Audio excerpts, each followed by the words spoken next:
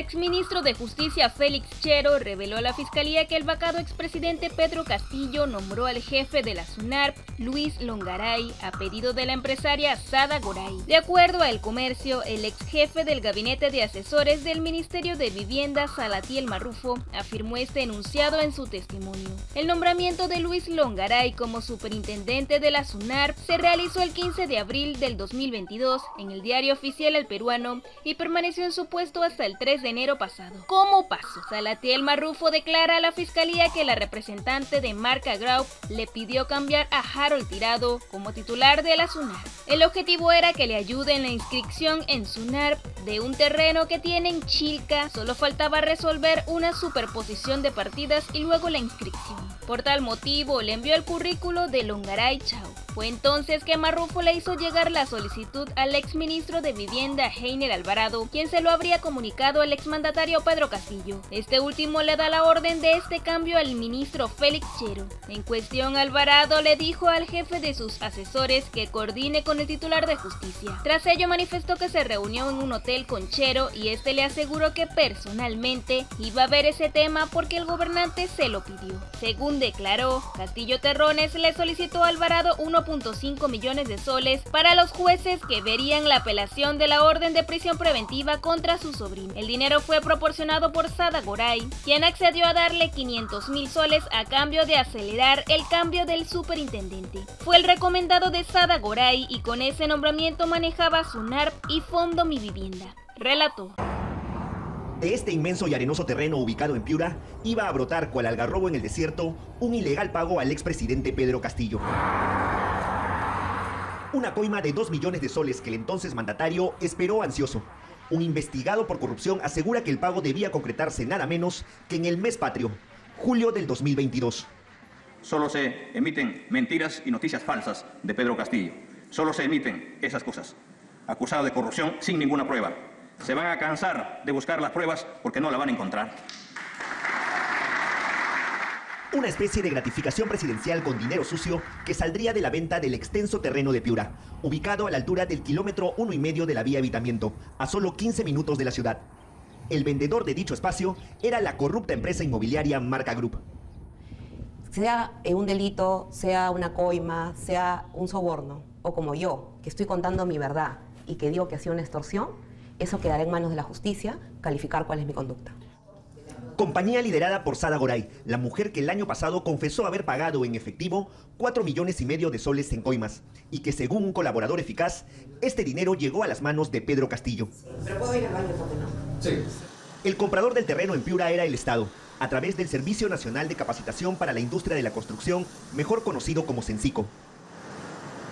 Censico es una entidad afiliada al Ministerio de Vivienda. Tiene como principal objetivo dar educación superior para los interesados en el sector construcción. Carreras técnicas como administración de obras de construcción civil, diseño de interiores, entre otras. El problema era que desde el 2019, el local de Censico en Piura estaba quedando chico.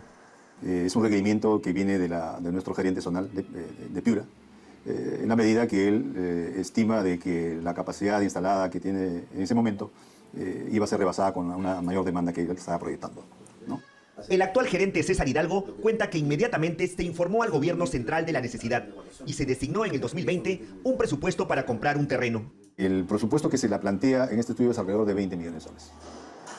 Durante 2 años no lograron comprar nada, pero las cosas cambiaron en enero del 2022, cuando Sada Goray invita a su casa de La Molina a Salatiel Marrufo, en ese entonces flamante jefe de gabinete de asesores del Ministerio de Vivienda. Voy a hacer uso de mi derecho constitucional a guardar silencio.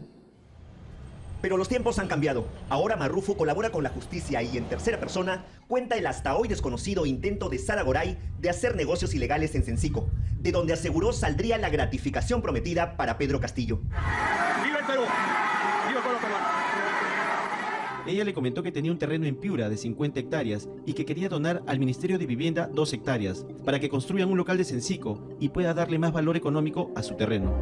Quiero hablar de usted. Para esas fechas, Sada Goray y Salatiel Marrufo ya habían cerrado un negocio ilícito, la aprobación de los proyectos inmobiliarios de Marca Group en el Fondo Mi Vivienda, otra entidad estatal también afiliada al Ministerio de Vivienda. La señora Sada Goray tenía un trámite pendiente en el Fondo Mi Vivienda en relación a una firma de convenio Bueno, el compromiso fue, en efecto, entregar sumas de dinero a cambio de que se le ayudara en este plan.